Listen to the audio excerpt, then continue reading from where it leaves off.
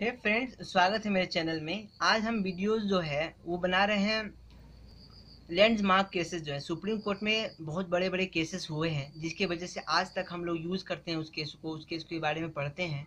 उसी में एक केस आता है जो भारत का दूसरा सबसे बड़ा केस जो आता है वो है Sajjan Singh versus state of Rajasthan. ठीक है, तो इस केस में क्या हुआ और इस केस के बारे में डिस्कशन, इसके बाद जो जजमेंट है वो क्या जजमेंट आया और इस समय के प्रेजेंट ईरा में उसका क्या इफेक्ट है, उस केस का इफेक्ट है, इन तीनों चीज़ों के बारे में, बड़े बड़े टॉपिक के बारे में आज डिस्कशन करेंगे इस वीडियो में। तो सबसे पहले चलते हैं कि सज्जन सिंह जो है वो कौन है, उसके बाद ये केस स्टार्ट कब हुआ और ये स्टार्ट हुआ क्यों। तो बैकग्राउंड जो है उसके बारे में हम समराइज करेंगे एक छोटा सा। तो सज्जन सिंह एक राजस्थान के निवासी थे और राजस्थान में उनको 1948 में वहाँ के जो जयपुर के जो इंस्पेक्टर जनरल थे, आईजी साहब थे, उन्होंने उनका अपॉइंटमेंट किया एज ए सब इंस्पेक्टर।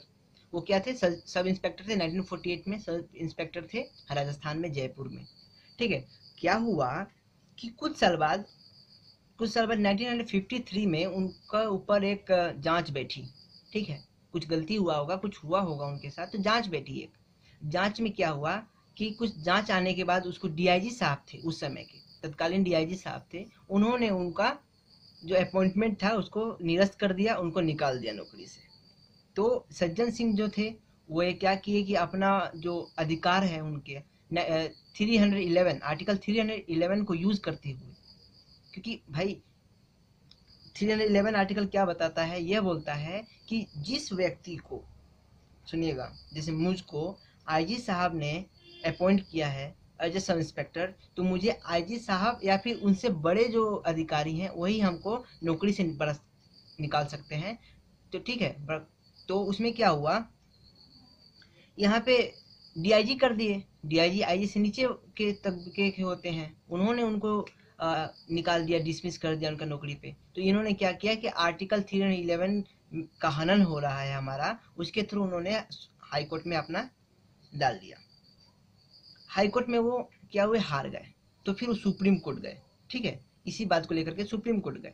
जब ये केस सुप्रीम कोर्ट में गया तो वहां पे 5 जो जज थे, 5 जज मिल करके इस केस की सुनवाई की। ठीक है, उसमें जो जजमेंट आया 3-2 पर आया। 3 इनके साथ थे, 2 इनके खिलाफ थे। तो केस में क्या था वो हम लोग पढ़ते हैं। तो उसमें सुप्रीम कोर्ट में ये बात हुआ कि एक और केस था, उसको उसमें रेफरेंस के तौर पे लिया गया। उस केस का नाम है भूप Singh versus state of Rajasthan. 1955 का एक केस था, उसको रेफरेंस लिया गया और उसमें कहा गया था कि फंडामेंटल राइट्स जो है उस आप अमेंडमेंट कीजिए, लेकिन फंडामेंटल राइट्स को के जो बेसिक जो फंडामेंटल राइट्स हैं उसको आप अमेंड नहीं कर सकते हैं, उसके ऊपर आप कुछ कानून नहीं बना सकते हैं। ठीक है, इस बात पे जा करके ये हुआ कि बाद में उनको फिर नौकरी मिली, फिर वो नौकरी करने लग गए और इस केस में जीत गए। उन्होंने, जो सज्जन सिंह थे, उन्होंने किस अमेंडमेंट के खिलाफ अपना याचिका दायर किया था? वो था 17th अमेंडमेंट, 17वां अमेंडमेंट संशोधन जो भारत का संविधान का हुआ। उसमें क्या हुआ कि एक साथ 44 ऐसे एक्ट थे, कानून थे, जिसको सरकार क्या कर रही थी, उठा करके 9 शेड्यूल में डाल दी थी। और मैंने आपको बताया था कि 9 शेड्यूल क्या है। ठीक है, उसका जो गठन कब हुआ था वो आप जाके देख सकते हैं पिछले वीडियो में हमारा, जो कि है शंकर प्रसाद का केस था। उस केस में मैंने बताया कि आर्टिकल 9 शेड्यूल 9 क्या है और उसमें कोई भी कानून चला जाता तो क्या होता है। ठीक है, तो इसमें क्या हुआ कि उन्होंने 9 शेड्यूल में डाल दिया। अब 9 शेड्यूल में डालने की वजह से इनका जो अधिकार जो है हनन हो रहा था यहाँ।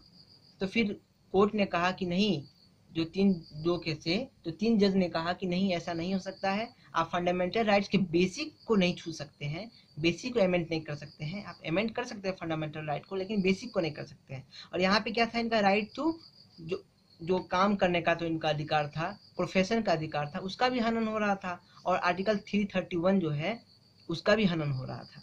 ठीक है, तो इस केस में यही हुआ कि लास्ट में उनको फिर नौकरी मिल गई।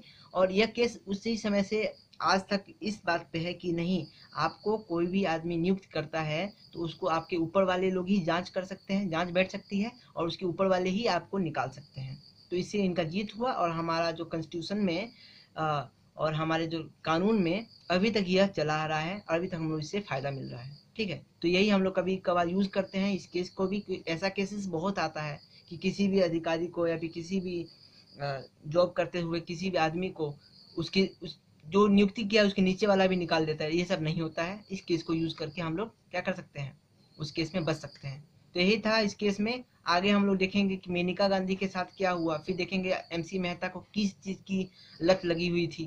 तो एमसी मेहता की लत और मेनका गांधी को क्यों पासपोर्ट नहीं दिया जा रहा था, और ये शाहबानो केस क्या है, ट्रिपल तलाक क्यों आया, इन सब चीज़ों के बारे में मैं धीरे धीरे वीडियोस बनाते जाऊंगा और आपके सामने मैं यूट्यूब में डालते जाऊंगा। आप देखिएगा। और इस वीडियो में आपको यह वीडियो जो है Sajjan Singh versus state of Rajasthan आपको कैसा लगा, इसके बारे में आप जरूर कमेंट सेक्शन में जाकर के कमेंट कीजिए। और तब तक के लिए आप हमको विदा दीजिए। जय हिंद, जय भारत।